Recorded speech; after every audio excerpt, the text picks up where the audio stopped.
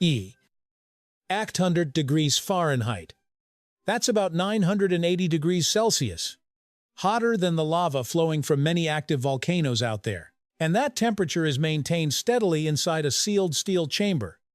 Sitting quietly in the middle of a peaceful cemetery. It sounds paradoxical, doesn't it?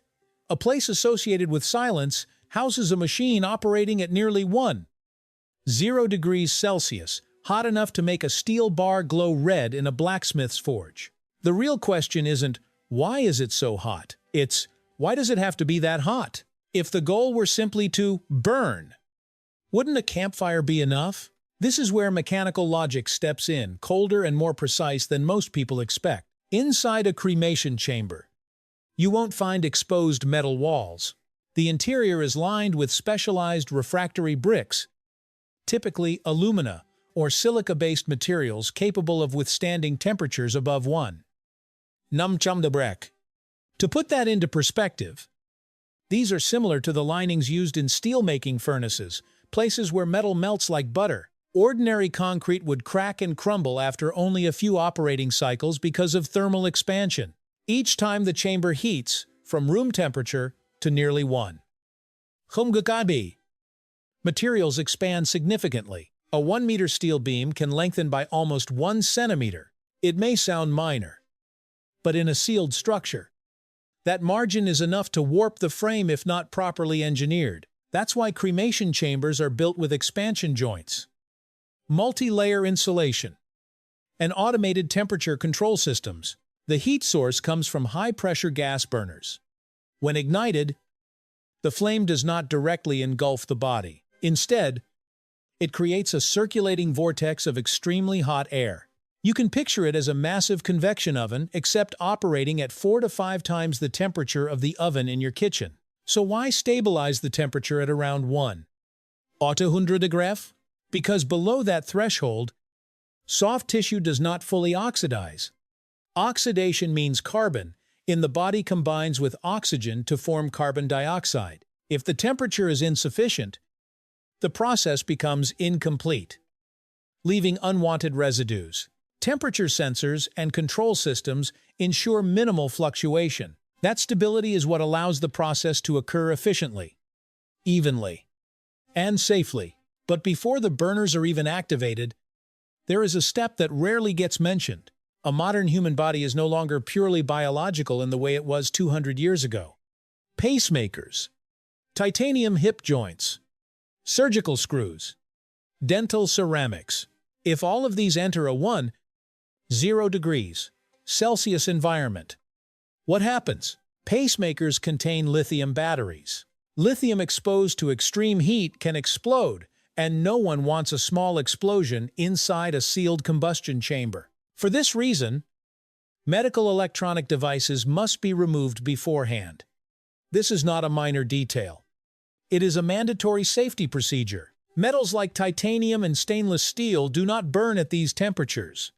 They do not disappear. After the process is complete, remaining metal fragments are separated using magnets and mechanical screening. Imagine sifting sand for stones, except here.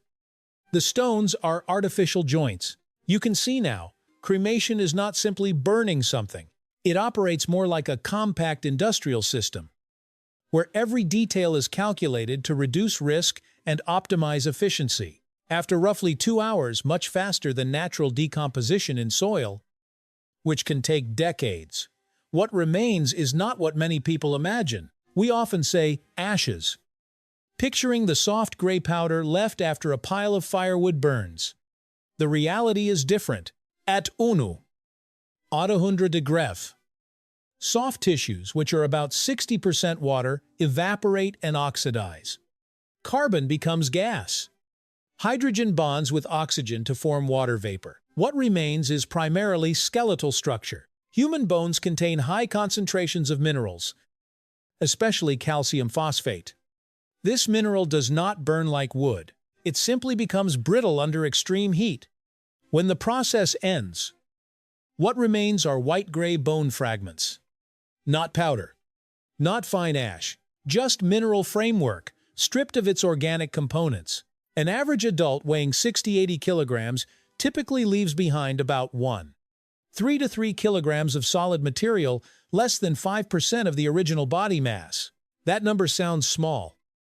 But if you have ever lifted a 2-kilogram bag of rice, you know it is far from weightless. To create what we commonly call ashes, these bone fragments are placed into a device called a cremulator. Essentially, it functions like an industrial grinder.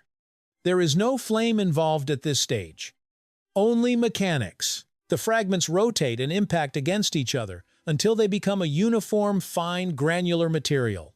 At that moment, what we hold in our hands is not wood ash. It is processed bone mineral.